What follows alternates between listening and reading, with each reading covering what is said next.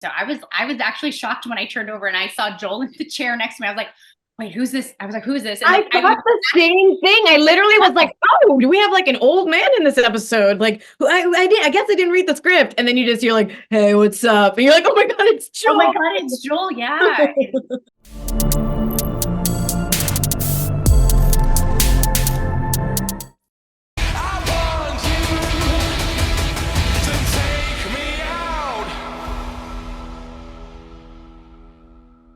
Sounds good. How's it going? My name is Nigeria Chambers from Big Go Belt Media. Can't even talk today. Cynthia and Cora, how are you doing? And very excited to talk about season 4 For All Mankind, which just continues to be one of the best shows in all of television. But how are you two ladies doing today? We're We're doing great. Hey, good. thank you for asking.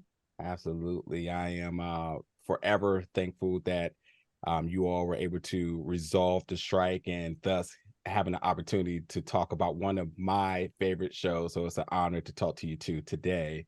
I got to ask you, being two of the youngest cast members of this show and a part of the All For All Mankind family, what's sort of your mindset in the process of seeing the cast members age throughout time with the time jumps? And you two could just naturally do things, if you get what I'm saying here. So what's sort of your assessment working with some of these characters and these actors that you've seen for all these years, and now you're in a new season and Joel is looking 30 years older and it's like, oh yeah, that's still Joel. But like, yeah, I'm just kind of wondering what's your reactions to seeing this happen.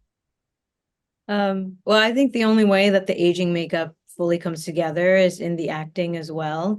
And so you have Joel, I think, lost, right, Synth? Like a lot, lost like 15 pounds or something like that, maybe even more. He couldn't surf. He was so sad he couldn't surf because he didn't want to gain muscle because he wanted to have the body of someone who wasn't, a surfer. So watching someone like him or Ren or Chris who did so much body and voice work, that's really our job, that even though we don't have massive amounts of prosthetics and aging, we still have to bring that energy in our voices and in our bodies and in the way we interact with other people. So that's our job. The prosthetics is hair and makeup's job. Our job is the voice and the body, and that's something that we can do at any age. Yeah.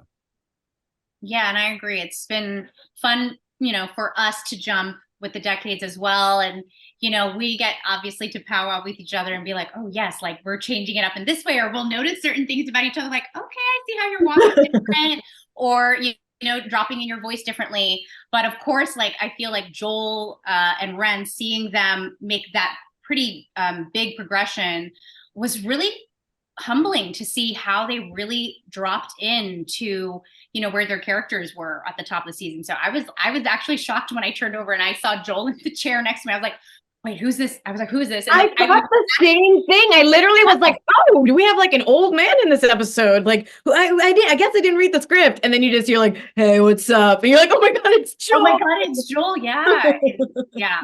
It's been really neat just to see how it all came together. Yeah. That's insane when I think about it too, because Joel just started the film Silent Night and he's just jacked in it. Yeah, So it's action like, star. I know.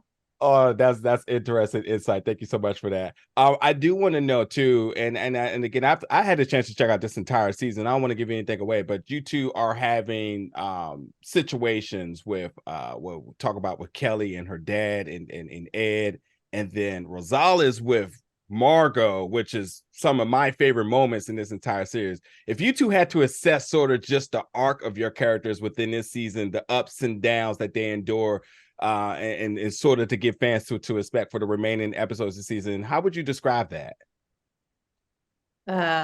This season is how Aleida got her groove back. It's like she started and she was so I think her whole life has been dictated by her potential, but she didn't know for so long what she wanted to do with that potential.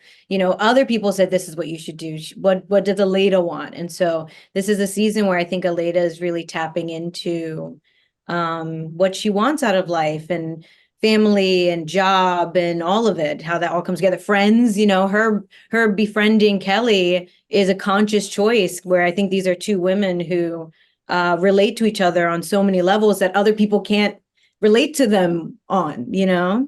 Yeah. Yeah, and I guess, you know, you brought up Joel, and without giving too much away, yeah, with Kelly and Kelly's journey, you know, I started in season 2. She was introduced to the show in season 2.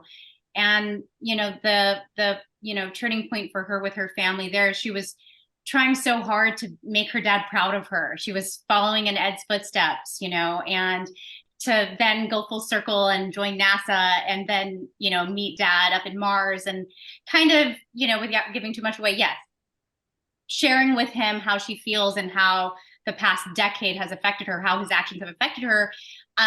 We get to see Kelly grow and share all that she feels. So it was really gratifying to be able to have that moment with Joel.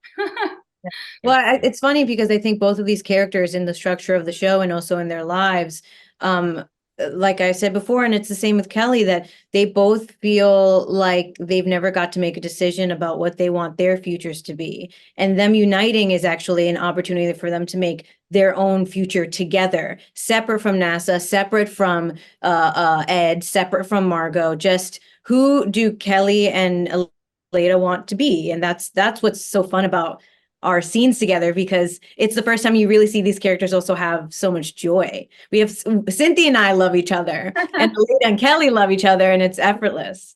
The chemistry is real. The chemistry is real. Indeed, indeed. There's so many times I look at the show and I said, man, I just wish we could just rewrite history and it just be this reality, and it continue to empower women of color, and having these moments that you're sharing about are clearly the highlight and the success of this show. But without a doubt, it's a pleasure in talking to you too. Hopefully we get to come back and do it again next year, or next season, shall I say, as we make another time jump. Maybe go to the future. I don't know. We'll see. But I'm looking forward to whatever it's going to be. Thank you so much. Thank you so much for taking time out of your day. Absolutely. Thank you all both. You have a good day, okay? Wikileaks.